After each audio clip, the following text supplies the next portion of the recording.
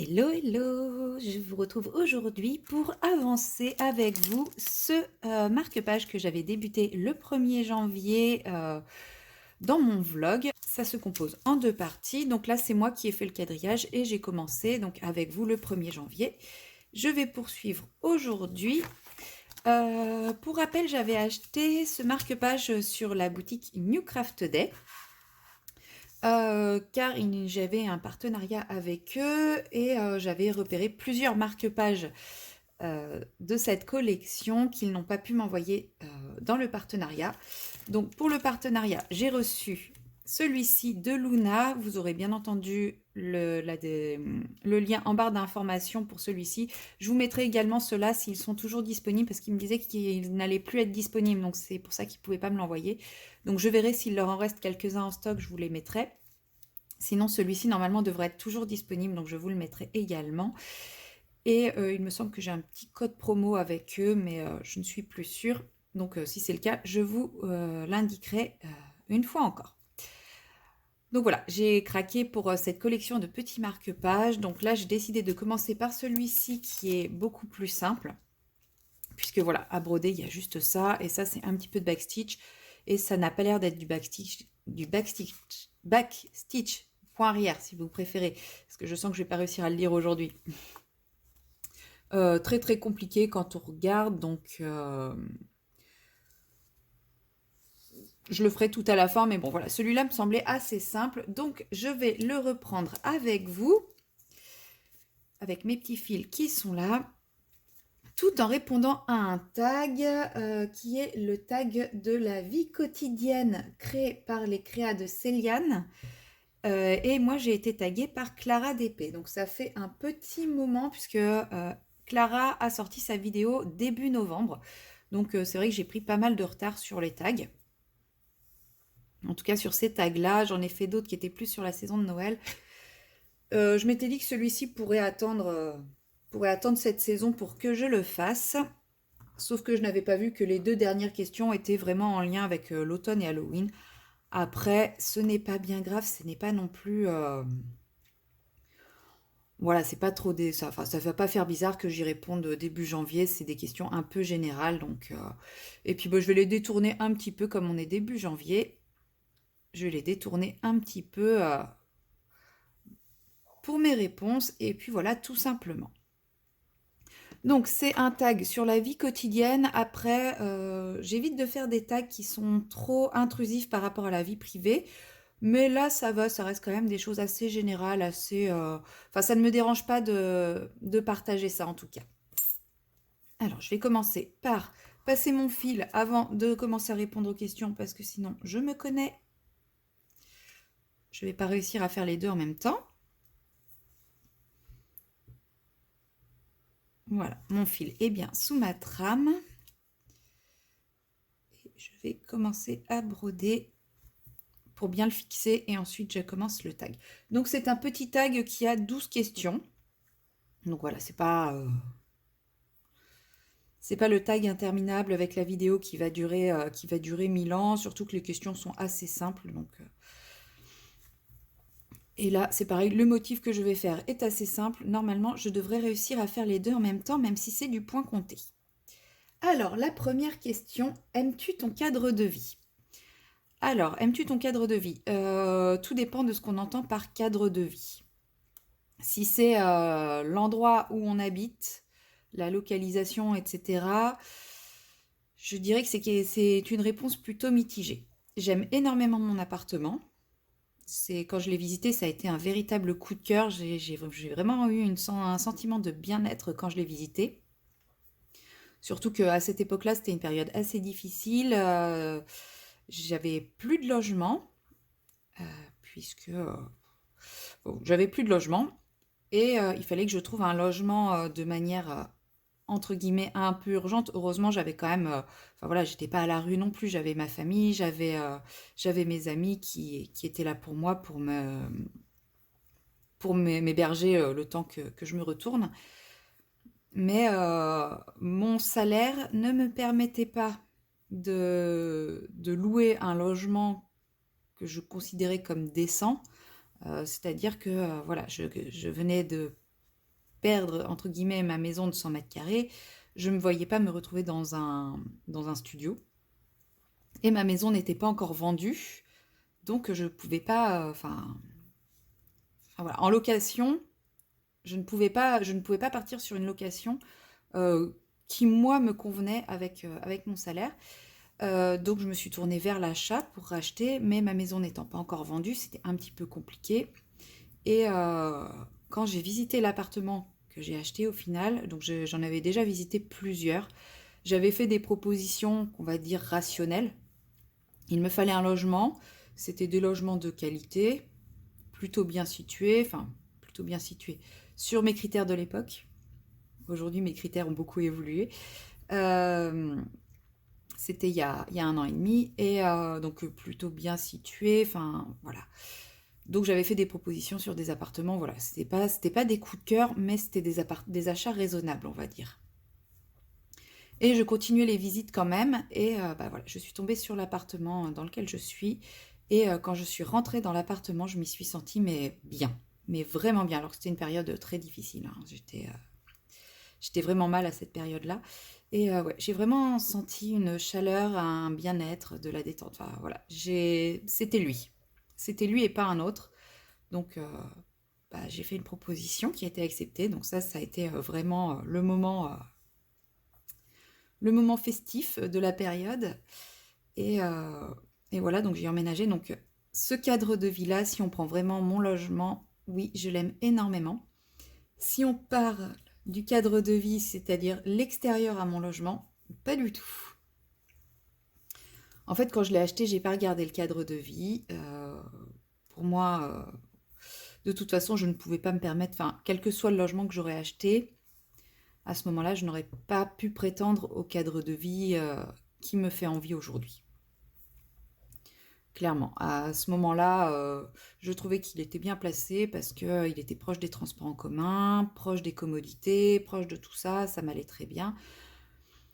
Mais et proche de mon travail aussi. Accessoirement, ça c'est non négligeable, hein. Mais il est en pleine ville et voilà, la campagne, la nature, la campagne aujourd'hui, ça me manque énormément. Donc pour ça, j'ai du mal à dire que j'aime mon cadre de vie, quoi. J'ai vraiment très envie de partir un peu plus en campagne, un peu plus en version rurale, on va dire. Mais bon, c'est pas pour tout de suite, donc je me contente de ce que j'ai. J'ai un logement dans lequel je me sens très bien, et c'est déjà ça. Donc c'est pour ça que c'est mitigé, mais je préfère avoir un logement dans lequel je me sens très bien, avec un environnement extérieur qui ne m'enchante pas plus que ça. Et puis bah voilà, hein, dans ces cas-là, bah, la campagne, je peux y aller quand même, hein. La campagne, la mer, la montagne, enfin, que d'être dans un environnement dans lequel je me sens bien, mais dans un logement dans lequel je ne me sens pas bien. Ensuite, bah, question numéro 2, si tu devais déménager, où habiterais-tu? Eh bien voilà, j'ai un peu à moitié répondu à la question. Bah, j'irais dans ce qu'on appelle la deuxième couronne. En fait, j'habite à côté de Nantes. Donc Nantes, il y a la ville, vraiment la ville-ville. Ensuite, il y a la première couronne qui est devenue très très citadine, très ville et aussi, enfin c'est vraiment la même, enfin c'est vraiment très citadin, c'est comme Nantes maintenant. Un peu moins pire quand même, on va pas se mentir, c'est quand même un peu mieux que Nantes, un peu plus calme, un peu plus sécure et encore, ça dépend des endroits, mais là où je suis ça va. Et ouais, j'irais dans ce qu'on appelle la deuxième couronne, donc c'est en moyenne entre 20 minutes et 3 quarts d'heure du centre-ville, sachant que moi je vais très peu dans le centre-ville, donc ça m'est égal. Euh, Au niveau des transports en commun, c'est toujours desservi, mais un peu moins. Disons qu'on a des bus qui nous emmènent ensuite vers les transports en commun qui vont vers le centre-ville. Mais bon, ça me suffit aussi parce que je vais très peu dans le centre-ville et quand j'ai besoin d'y aller, du moment que j'ai un bus qui me permet d'y aller, ça me va quoi. J'ai pas besoin, enfin voilà, si je mets un quart d'heure de plus à y aller, c'est pas grave, c'est pas, je passe pas ma vie dans le centre-ville, sinon je vivrais dans le centre-ville, je pense. Mais avec quand même bah, de la nature à proximité. Alors pas forcément là où moi j'habiterais. Si j'habite dans un bourg, Ben, c'est pas grave, c'est un peu rural. Je préférerais quand même être pas trop loin d'un bourg pour avoir les commodités, mais que je puisse avoir un petit coin de nature pas très loin à pied ou en vélo. Voilà, parce que là, en fait, si je décide d'aller me promener à pied, bah, je marche sur des trottoirs avec des voitures tout autour. En deuxième couronne, bah, si on décide d'aller se promener, il y a quand même beaucoup moins de voitures, il y a un petit peu plus de nature. Et voilà, donc ça serait vraiment dans, dans dans cette partie-là que j'aimerais habiter, quoi. Vraiment ce qu'on appelle la deuxième couronne. C'est un mix entre les avantages de la ville et les avantages de la campagne. Et c'était là où était, enfin, c'était dans cette deuxième couronne qui était ma maison. Et c'est vrai que bah, c'était vraiment top parce qu'on a tous les avantages d'un petit bourg en fait, et quand même encore les avantages de la ville. Donc, et en plus, ma maison était située à 5 minutes à pied d'un lac, donc ça c'était vraiment génial. Mais bon, ça c'était vraiment le grand luxe, hein. Si je n'ai pas de lac à 5 minutes, c'est pas grave. Donc voilà, je commence à regarder tranquillement pour potentiellement pouvoir m'exiler un peu plus. Mais bon, pour le moment, le prix de l'immobilier ne descend pas, le prix, enfin les taux d'intérêt, eux, ne cessent d'augmenter, donc ça ne vaut vraiment pas le coup de tenter l'affaire. Question numéro 3. Aimes-tu cuisiner? Si oui, quelle est ta recette que tu réussis tout le temps? Alors, j'aimais beaucoup cuisiner. Je le dis au passé parce que bah, j'ai arrêté à cause de mon ancienne relation. Et depuis, j'ai beaucoup de mal à m'y remettre. Euh, Par manque de temps, enfin, je ne prends plus le temps de le faire. Mais je pense aussi parce que j'ai perdu l'habitude.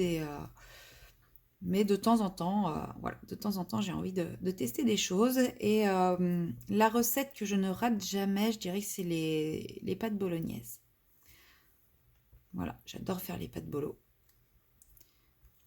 Donc c'est une recette que je ne rate jamais, mais là j'ai plus des envies de cuisiner des nouveautés que vraiment partir sur mes acquis. Donc bah, surtout que j'ai eu un super wok à Noël, donc là j'ai vraiment très très envie de faire plein de recettes au wok. Donc il faut vraiment que je me plonge là-dedans, que je regarde les recettes, que je regarde les ingrédients qu'il me faut, parce que bah voilà, la cuisine au wok nécessite des ingrédients que je n'ai pas forcément de base. Donc il faut que je me les procure pour pouvoir m'y mettre. Là j'avoue que j'ai très envie de tenter le pad thai, le vrai pad thai traditionnel. Donc c'est thaïlandais. Et ouais, tenter le vrai. J'ai trouvé une recette qui a l'air vraiment très prometteuse. Donc il faut que je trouve tous les ingrédients et je pense que ça sera ma première recette au wok. Mais bon, après voilà, c'est comme tout. Enfin, j'adore cuisiner, mais cuisiner pour soi seul, bah, c'est pas que c'est pas motivant, mais il y a plein de choses enfin, quand on le fait, on fait pas pour une personne. Et ça se garde pas forcément, donc je vais plutôt tendance à aller vers des plats qui vont pouvoir se garder dans le temps, où je vais pouvoir congeler. Mais par exemple, voilà, si je fais le pad thaï, je vais pas pouvoir le congeler, ça va pas se garder. Donc voilà, si je fais le pad thaï, faut que... Enfin, je sais que je vais manger du pad thaï pendant une semaine, quoi. Je suis pas sûre, même si j'adore ça, je suis pas sûre d'avoir envie d'en manger pendant une semaine. Donc faut que je trouve des victimes qui sont prêts à se faire inviter à manger pour tester mes essais culinaires. Question numéro 4. Aimes-tu faire les marchés locaux ou es-tu plutôt grande surface? J'aime bien les marchés. J'aime bien les marchés. Quand je suis en vacances, je fais toujours les marchés. Que ce soit chez moi, hein, si je reste chez moi pour mes vacances, ou, euh, ou si je suis en vacances quelque part, je vais faire en sorte de faire les marchés. Par contre, le reste du temps, quand je ne suis pas en vacances, non, je ne prends pas le temps d'aller faire les marchés. J'ai un planning qui est variable. Et donc déjà, je ne peux pas m'habituer à aller au marché de tel ou tel endroit parce que c'est toujours le même jour. Et puis, bah, c'est pareil. Enfin, comme je travaille des journées complètes de 7h à 20h, bah, mes journées de repos, bah, je ne prends pas le temps en fait. C'est comme tout, je ne prends pas le temps. Après, par contre, j'aime bien aller chez le primeur. Un, un primeur plutôt que la grande surface pour les fruits et légumes. Ça, j'aime bien. Même si de temps en temps, je prends des fruits et légumes en grande surface. Et l'autre chose que j'aime bien faire aussi, c'est les paniers anti-gaspi. Parce qu'avec les paniers anti-gaspi, on a régulièrement plein de fruits et légumes qui sont toujours restés dans l'arrière-boutique, donc qui n'ont jamais été tripatouillés à droite à gauche, qui sont juste moches. Et en fait, ça me permet de faire le plein de fruits et légumes frais qui sont encore, enfin, qui sont moches parce qu'ils ne répondent pas aux critères de vente. Et de fruits et légumes frais de saison à des prix très raisonnables. Donc voilà, je ne fais pas les marchés, mais j'essaye quand même de favoriser ce genre de filière. Donc soit les primeurs, soit les paniers anti-gaspi, les choses comme ça qu'on peut trouver à droite à gauche. Ensuite, question numéro 5. As-tu des animaux de compagnie? Eh bien, je pense que vous connaissez la réponse, puisque suivant l'heure à laquelle je filme ma vidéo, généralement, vous entendez les croquettes tomber. Donc là, ça ne devrait pas être le cas parce qu'il n'est pas midi. Et donc oui, j'ai 2 chats. J'ai ma petite Cléo d'amour qui a quel âge? 11 ans, qui va avoir 11 ans. Et j'ai mon petit Togepi d'amour qui va avoir, lui, 3 ans. Donc c'est mes 2 gros bébés. Je crois que j'ai déjà raconté leur histoire dans une précédente vidéo, donc je ne vais pas la raconter là. Si vraiment vous voulez que je refasse une vidéo dédiée à l'histoire de mes petits chats, n'hésitez pas, hein, si vous avez raté la vidéo. Je pourrais faire un blabla colo, un blabla d'épée ou un blabla point de croix sur l'histoire de mes petits chats, les amours de ma vie. Voilà, ceux qui passeront toujours avant tout. Mais voilà, et certains ont déjà eu la chance de voir Princesse Cléo en action pendant le coloraton, pendant le live avec Ad, puisque ma poupette a eu envie de faire sa star et est venue en plein sur mon colo et elle a posé ses pattes en plein dans ma palette d'aquarelle. Donc autant dire, ça a été un joli petit carnage, cette histoire. Voilà. Question numéro 6, es-tu casanière ou aimes-tu sortir? Je suis plutôt tendance casanière. En fait, je suis ce qu'on appelle hypersensible.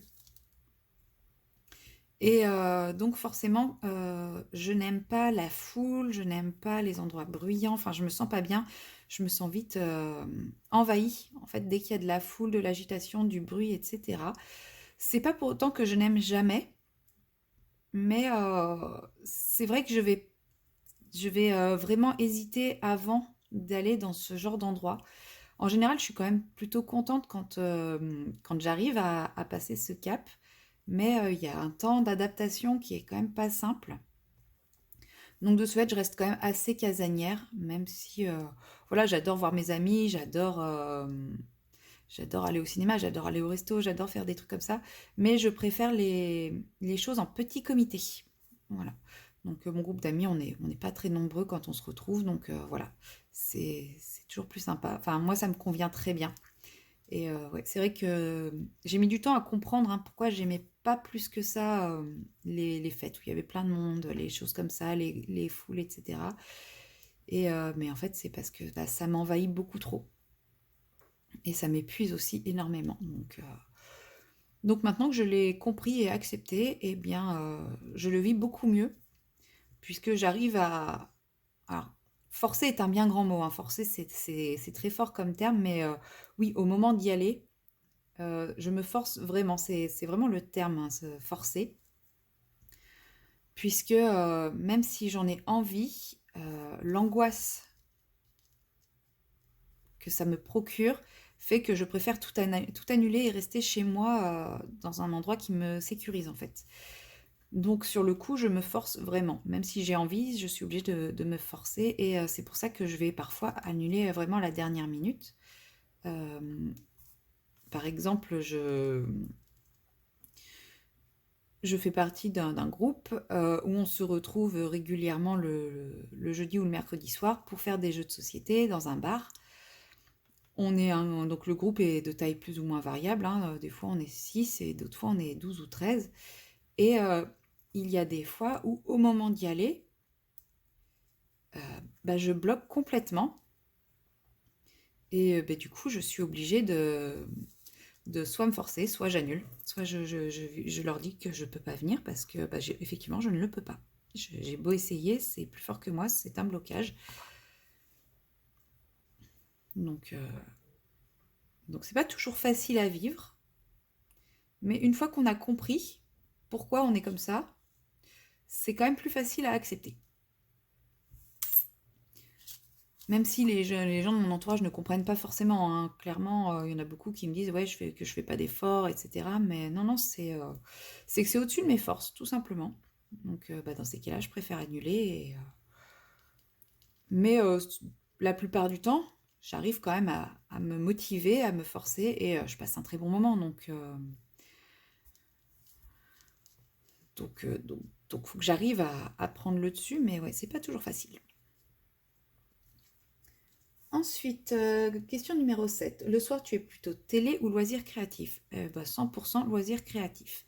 J'ai ma télé qui est là.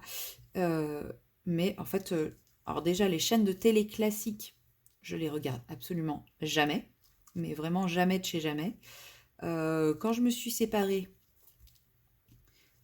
je n'ai plus eu Netflix parce que les codes étaient au nom de mon ex, donc voilà, je n'ai plus eu accès à Netflix, ce qui est tout à fait normal, et je n'ai pas repris tout de suite Netflix.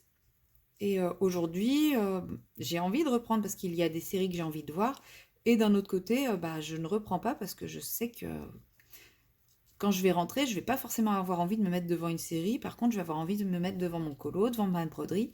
Alors la broderie, encore, ça pourrait être compatible avec la série ou avec mon DP. Enfin, je sais que je vais pas avoir le réflexe télé. Par contre, je vais facilement avoir le réflexe loisir créatif. Ça, c'est sûr.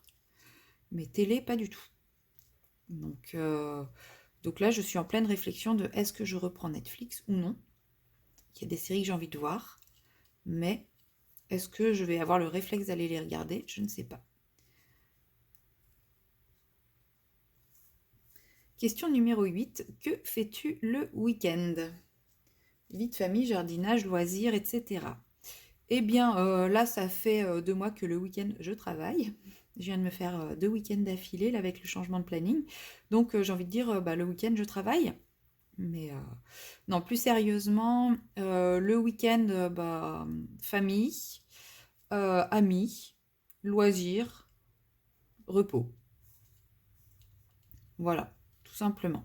Après, j'ai la chance d'avoir un planning enfin, comme je travaille en 12 heures, d'avoir un planning avec pas mal de jours de repos en semaine aussi. Donc pas que les week-ends. Ce qui fait que je peux avoir des week-ends quand même beaucoup plus dédiés à tout ce qui est loisirs, contrairement à des gens qui vont travailler 5 jours par semaine en horaire de bureau, qui vont du coup avoir le week-end plus associé aux tâches ménagères, etc. Enfin, à tout ce tout ce qu'ils n'ont pas le temps de faire en semaine. Moi, j'ai quand même le temps de faire tout ça en semaine, donc c'est vrai que le week-end, pour moi, c'est vraiment... J'essaye, en fait, pour moi, alors le week-end, c'est pas forcément le samedi, dimanche, par contre, pour moi. Pour mes amis, si, donc forcément, j'essaye de voir mes amis le week-end, leur week-end à eux. Mais pour ce qui est... Mon ciseau ne coupe plus du tout. Faut que j'en trouve un autre. Pour ce qui est de tout, de la notion de week-end au sens où on peut l'entendre, pour moi le week-end c'est une série de repos consécutifs, c'est forcément un week-end.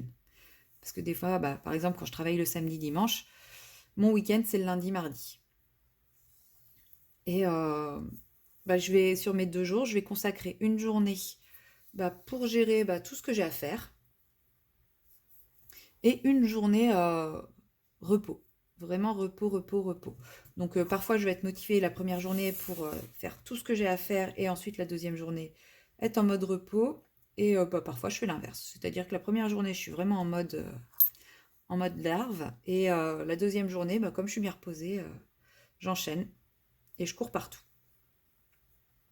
Et puis quand j'ai plus que 2 jours d'affilée de repos, ça arrive. Ça arrivait beaucoup avec notre ancien planning, ça arrivera beaucoup moins avec le nouveau planning malheureusement. Eh bien, dans ces cas-là, je fais une journée complètement repos et les 2 autres jours, je fais un mix entre ce que j'ai à faire et repos. Et puis, bien sûr, famille, amis, quand c'est possible en plus, parce que dès que je peux les voir, j'essaye de les voir. Je repasse mon fil avant de passer à la prochaine question. Alors, question numéro 9. Pratiques-tu un sport? Non. Et ça me manque très fortement. J'ai arrêté de pratiquer un sport grâce à mon ex.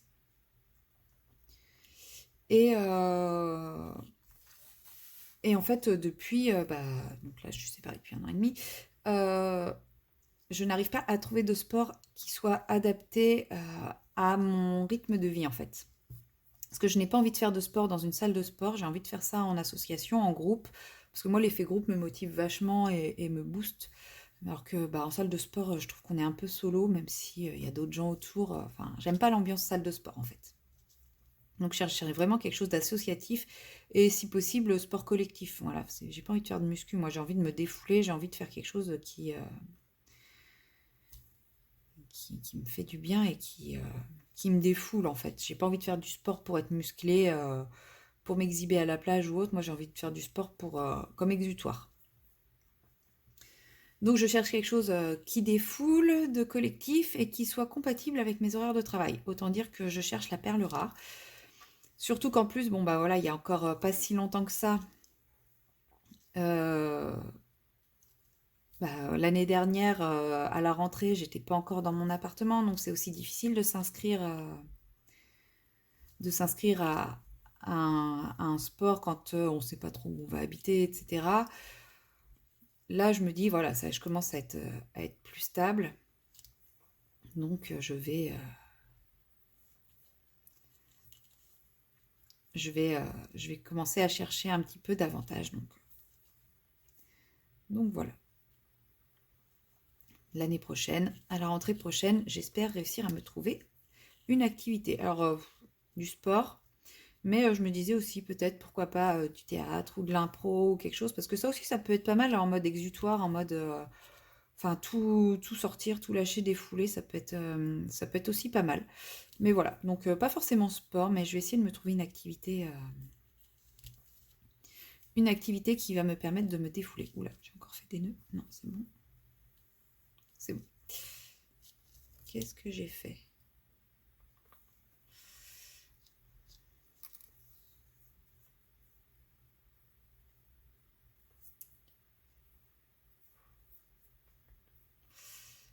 Bon, vous retrouvez mon habitude à faire des nœuds, hein. Non, c'est bon. Voilà. Ensuite, question numéro 10. As-tu d'autres loisirs créatifs à part le DP et le point de croix? Eh bien oui, puisque j'ai comme loisir principal tout ce qui est mise en couleur, coloriage, etc. Alors qui est de moins en moins du coloriage, mais de plus en plus de la patouille avec plein de techniques différentes, etc. Donc j'aime toujours beaucoup le crayon de couleur, mais c'est vrai que j'intègre de plus en plus de matériel et de techniques différentes dans mes colos. Euh, Sinon, je m'étais mise au crochet aussi à un moment, mais je partais tellement loin que j'ai abandonné parce que je suis quelqu'un de très exigeant et je progressais pas assez vite à mon goût, donc j'ai mis de côté en fait, quand j'ai repris à bosser, j'avais commencé ça pendant une période d'arrêt où je m'étais blessée au dos, donc je pouvais pas faire grand-chose. Et quand j'ai repris le travail, le manque de temps a fait que j'ai laissé ça de côté. Et sinon, j'aime aussi les puzzles. Ça fait très longtemps que j'en ai pas fait également, bah, toujours pour la même raison, le manque de temps. C'est vrai que j'ai pas énormément de temps, comme tout le monde, hein. J'en ai pas plus que les autres malheureusement. J'aimerais, hein. Et encore, moi, je me dis que j'ai de la chance parce que, enfin, j'ai de la chance. C'est, est-ce que c'est une chance? J'en sais rien. Mais, enfin voilà, j'ai pas d'enfant, donc moi, le peu de temps libre que j'ai, il est que pour moi. Donc je me dis que les gens qui ont des enfants, ils en ont même encore moins que moi. Donc, bon, je sais pas si c'est une chance de ne pas avoir d'enfant, mais sur ce point-là, en tout cas, c'en est une. Mais ouais, j'arrive pas, j'ai pas assez de temps pour tout faire, donc pour le moment, je me concentre principalement sur le colo, le point de croix, le DP, et puis bah là, enfin, je vais pas beaucoup partir en vacances, enfin si, je vais énormément partir en vacances au mois de, enfin cette année puisque je vais partir au Japon, mais mes autres vacances, clairement, je vais les passer dans mon appartement, hein. Enfin, financièrement, voilà, faut que je sois raisonnable, même si en parlant avec une copine, j'étais en train de fantasmer des vacances au soleil au mois d'octobre et tout ça. Non, faut que je sois raisonnable. Faut que j'entretienne de bonnes relations encore avec mon banquier. Du coup, je me dis, bah, ça sera aussi l'occasion de pourquoi pas ressortir un puzzle. Enfin, voilà.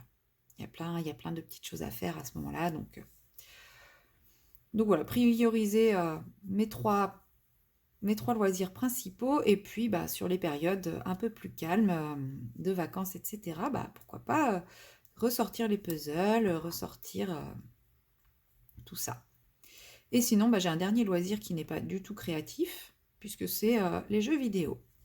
Voilà, mais c'est pareil, c'est pas celui qui me prend le plus de temps. Celui qui me prend le plus de temps, c'est vraiment le coloriage. Le coloriage. Et quand j'ai une panne colo, et bien dans ces cas-là, le point de croix et le DP prennent le dessus sur le reste. À peu près à 50-50, je dirais. Ils se partagent le temps. Au début, j'étais plus d'épée que point de croix, mais le point de croix prend quand même pas mal le dessus, hein. Ça, ça, il s'installe le petit, hein. Plus ça va, en fait, plus je me sens à l'aise et donc bah, plus j'en fais. C'est top en soi. Alors ensuite, question numéro 11. Donc là, c'est là où on arrive sur les questions en lien avec bah, la saison où a été diffusé le tag. Donc c'est question numéro 11. Aimes-tu l'automne? Eh bien, j'aime énormément l'automne. C'est une saison que j'aime beaucoup par rapport aux couleurs qu'on voit un peu partout. En général, à l'automne, il fait encore jour par rapport à l'hiver. Voilà, souvent on a quand même des belles arrière-saisons, mais j'adore l'automne ensoleillé. Et avec les feuilles qui changent, etc., c'est vraiment ce que j'aime. Et du coup, moi, je vais modifier cette question, puisque aujourd'hui nous sommes en hiver.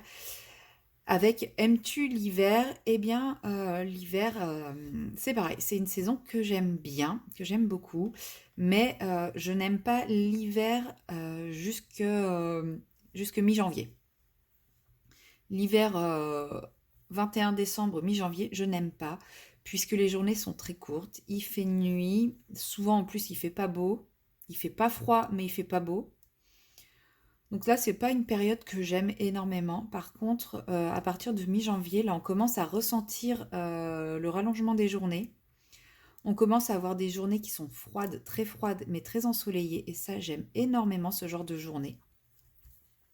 C'est vraiment un temps où moi, là, je vais aller me couvrir et je vais aller me promener. Clairement, le bonnet, l'écharpe, les gants, les sous-vêtements thermiques, etc. Et je suis au bord de la mer. Qu'est-ce que je suis en train de faire là? Je suis peut-être en train de faire des bêtises. Non, c'est bon. Ouais, ça c'est vraiment un temps que j'aime énormément. Le froid sec de l'hiver, là, quand il fait bien froid, bien sec, avec un grand soleil, c'est vraiment une saison que j'aime énormément. Si en plus on pouvait avoir un petit peu de neige, ça serait le bonheur. Mais bon, n'oublions pas que j'habite à Nantes, donc la neige, on ne connaît pas. Voilà. Ou alors quand il y a de la neige, c'est la fin du monde. La vie s'arrête clairement, c'est impressionnant. Hop. contre, là, le grand froid arrive, donc il va falloir que je fasse attention aux chaussures que je vais mettre, puisque je vais au travail à pied. Et bah, l'année dernière, je me suis clairement cassé la figure sur le trottoir, devant chez moi. Donc cette année, je vais faire beaucoup plus attention. J'étais sortie de chez moi en mode toute confiance. J'ai fait un beau plat. Donc cette année, il va falloir que je fasse beaucoup plus attention. Et question numéro 12, décores-tu ta maison pour Halloween? Eh bien, pas du tout, puisqu'Halloween est une fête qui n'a aucun... Une fête que je ne fête pas et dont je m'en fous un peu, en fait. Halloween ne me parle pas, enfin, c'est pas une fête qui compte à mes yeux. Donc, pas de déco particulière pour Halloween. Mais du coup, moi, je transforme cette question. Alors, on est en janvier, effectivement, les fêtes de fin d'année sont terminées, mais je pose quand même la question, décores-tu ta maison pour Noël? Et habituellement, oui. Mais cette année, pas du tout. Cette année, j'ai pas du tout été dans le mood de Noël. Je suis passée à côté de Noël, mais du début à la fin. Même le repas de Noël, enfin voilà, le réveillon de Noël, je l'ai passé chez moi avec 42 fièvres. Le repas de Noël chez mes parents, j'avais plus de fièvre, mais je m'endormais à table tellement j'étais encore malade. Enfin, je suis vraiment passée à côté de Noël dans tous les plans, que ce soit dans l'esprit de préparation au départ, que Noël en lui-même. Cette année, Noël n'a pas eu lieu pour moi. Donc, pas de déco non plus. Ce qui, d'un autre côté, est pas mal, puisque aujourd'hui, j'ai pas particulièrement de déco à ranger. Parce que ça, autant j'aime décorer, autant le moment où il faut ranger, ça me saoule. Oh, ça me démoralise à chaque fois que je dois ranger. Alors, c'est pas que ça me démoralise en mode ça y est, Noël, c'est fini. C'est plutôt de me dire tout ça pour ça, quoi. Tout ça pour 15 jours, 3 semaines après, tout ranger. Voilà. C'est plus dans ce sens-là que ça me démoralise. Parce que pour moi, une fois que Noël est fini, Noël est fini. Hein. Même Nouvel An, s'il n'y a plus de déco, m'en fous. Ça m'est totalement égal. Mais bon, cette année, il n'y a pas eu de déco. Cette année, j'étais le Grinch. Voilà. Et c'était la dernière question de ce tag. Donc, à mon tour, je vais taguer plusieurs personnes. Alors, comme ce tag date un peu, ça se trouve, ces personnes l'ont déjà fait. Donc, j'espère que c'est pas qu'elles m'en voudront pas. C'est vrai que je n'ai pas noté qui l'avait déjà fait. Donc, je vais taguer Aglaé fait de l'art-thérapie. Je vais taguer l'écolo et d'épée de Lucie. Et je vais également taguer Stizaz. Voilà, donc si vous l'avez déjà fait, désolé. Et si vous ne l'avez pas fait, je serai quand même très curieuse de connaître vos réponses. Et si vous voyez cette vidéo et que vous avez envie de le faire, donc soit de répondre dans les commentaires si vous n'avez pas de chaîne, sinon de le faire à votre tour également, eh bien ce sera avec plaisir que je découvrirai vos réponses dans votre vidéo. N'hésitez pas à me mentionner dans la vidéo, comme ça j'aurai une petite notification comme quoi vous avez fait le tag après avoir vu ma vidéo, puisque parfois je n'ai pas les notifications de nouvelles vidéos. Donc n'hésitez pas à me mentionner. Voilà, c'est tout pour cette petite vidéo et moi je vous dis à très bientôt dans une prochaine vidéo. Bye bye!